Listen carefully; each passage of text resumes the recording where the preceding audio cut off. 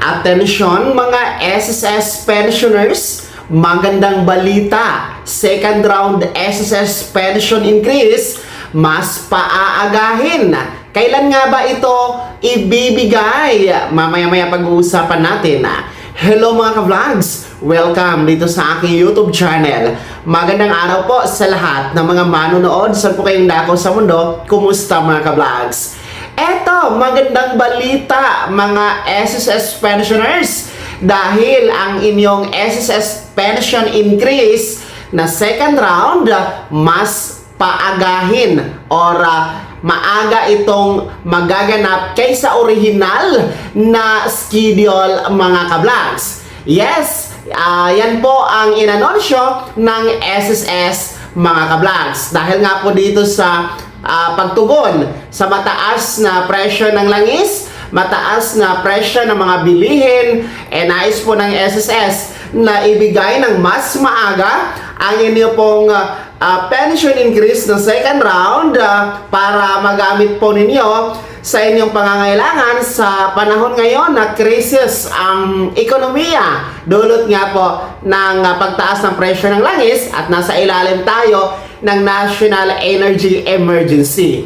Well, ang original na petsa kasi ng pension increase ninyo, ang original na schedule is dapat is September pa, no? September 2026 mga ka-vlogs, no? Pero mas paaagahin ito na ibigay sa inyo. So mamaya-maya alamin natin kung anong buwan ibibigay yan. Well, ito pong pension increase na ito na second round, bahagi po ito ng nauna na first round noong September 2025.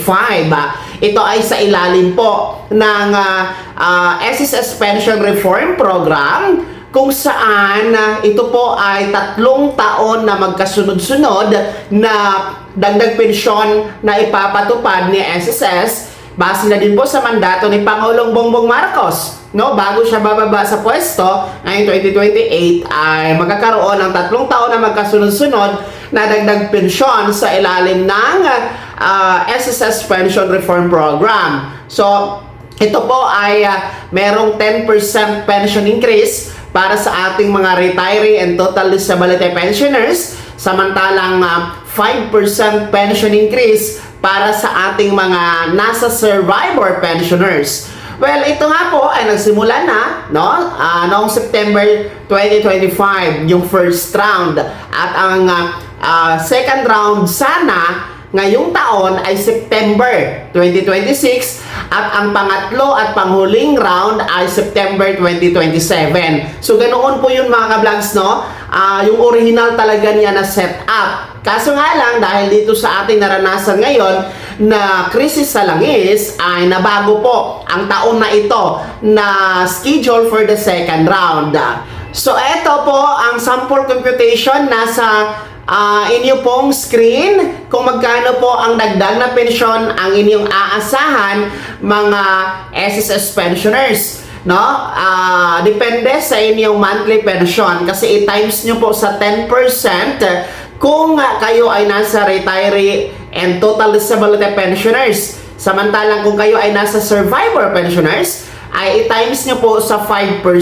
So ang resulta yun po yung dagdag pensyon ninyo, no, from SSS Pension Reform Program.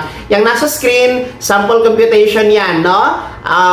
Sa inyong magiging pension increase na magaganap mga ka-vlogs. Well, ang tanong ngayon, kung hindi ngayong September 2026, kailan nga ba ang schedule ng inyong pension increase na second round ngayong taon na ito? Anong buwan ito? Dahil sa sinabi ko na kanina, mas maaga itong mangyayari. Well, narito, mga SSS pensioners, ang inyo pong pension increase second round magaganap ngayong buwan ng June 2026. Yes, buwan ng June 2026, ang inyong pension increase second round po yan mga ka-vlogs. So, ngayon, nasa April na tayo, no? Today is April 17, and meron tayong May, no? So, isang buwan na lang no, June na, magaganap o mangyayari na ang inyong pension increase second round, mga SSS pensioners. Well, magandang balita ito dahil kahit papano, no, mas maaga niyo pong makukuha at mas maaga niyo matitikman ang pangalawang round na dagdag pensyon.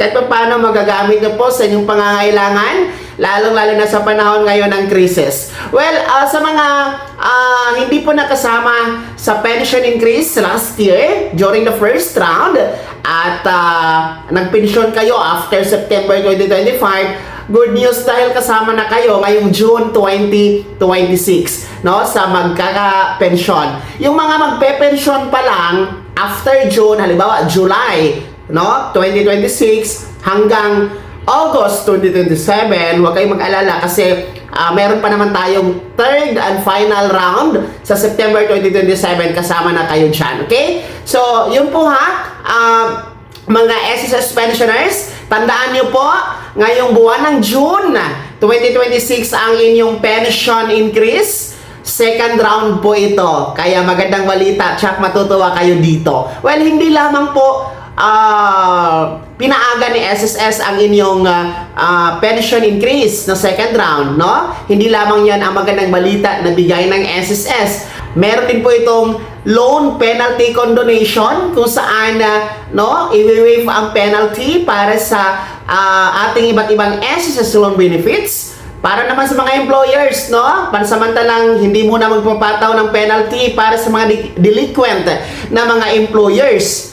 And then, yung atin pong emergency loan program na up to 20,000 pesos ang makukuha na may 7% interest annual, tuloy-tuloy po yan. Pwede kayong mag-apply dyan sa emergency loan program up to 20,000 pesos. Then yung atin pong micro loan program, which is up to 20,000 pesos din po, ay pwede nyo na po yung ma-avail. Ito po ay nasa ilalim ng SSS Loan Light Program, mga ka-vlogs, no? Pwede nyo pong i-avail yan, no? Yung ating microloan and emergency loan na up to 20,000 pesos. So, kaisa natin ang SSS sa panahon ngayon na crisis.